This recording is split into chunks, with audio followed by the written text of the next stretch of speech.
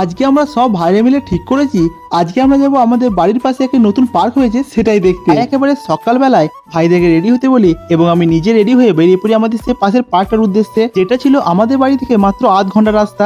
হ্যাঁ, পার্কটা আমাদের বাড়ির পাশে হলেও আমরা কিন্তু এর আগে কোনোদিনই পার্কটাকে এভাবে ভালো করে ঘুরতে আসিনি, কিন্তু আজকে হঠাৎ প্ল্যান হয়েছিল যে আজকে আমরা যাবো পার্কটাতে ঘুরতে, আর সেই জন্যই আজকে সবাই মিলে বেরিয়ে পড়লাম। যাই হোক, এদিকে তো আমরা কিছুক্ষণের মধ্যে চলে আসছি পার্কটার ভিতরে। আর পুরো পার্কটার ভিতরে ছিল গাছপালায় ভর্তি, মানে এমন কোনো গাছ নেই যে পার্কটির ভিতরে আজকে ছিল না। আর আমরা হাঁটতে হাঁটতে চলে যাই পার্কের পুরো সামনে, আর যেখানে কিন্তু বেশ ছোট ছোট বসার জায়গা ছিল। হ্যাঁ, এখানে তুমি বসে বসে গল্প আড্ডা সবই করতে পারো। এখানকার লোকাল মানুষরা নাকি বিকাল হতে চলে আসে পার্কটার ভিতরে আড্ডা মারতে, একটু হাওয়া খেতে। যাই হোক, তারপর আমি সামনে সামনে চলে আসি এই ড্যামটার উপরে।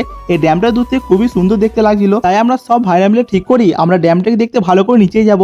আর সে মতো আমরা সবাই মিলে কিন্তু নিচে নামতে শুরু করে দিই। আর এদিকে নিচে নামার সময় একটা কথাই মনের মধ্যে চলছিল যে যদি এখান থেকে একবার পড়ে যায় তাহলে সব শেষ, মানে শুধু আমি নয় ভাইরাও কিন্তু সব শেষ। যাই হোক, এদিকে তো আমরা খুব সাবধানে সে নিচে নেমে পড়ি। আর এই যে দেখতে পাচ্ছ তোমরা ড্যামটা, যেটা কিন্তু মনে হচ্ছে বহু পুরাতন, যেমনটা আমরা আগে ইতিহাসে পাতায় পড়েছি সেরকম। ড্যামটা তো এখন জল নেই, মানে এই ড্যামটাতে কিন্তু আগে জল আসতো, কিন্তু এখন সেটা বন্ধ করা হয়েছে। যাই হোক, এদিকে বেশ কিছুক্ষণ ঘোরাঘুরি আর বসার পর আমরা যখন বাড়ির দিকে ফিরে আসি তখন দেখি পার্কে একটা অন্য রাস্তাতে একটা গাছ নাকি দিয়ে পড়ে ভেঙে গেছে। গাছটা কিন্তু পুরোটা দেখতে খুবই সুন্দর লাগছিল, কিন্তু ঝড়ের কারণে এটা কালকে রাত্রে পড়ে ভেঙে যায়। এটার কারণে পার্কের রাস্তা কিন্তু প্রায় বন্ধই হয়ে গেছে।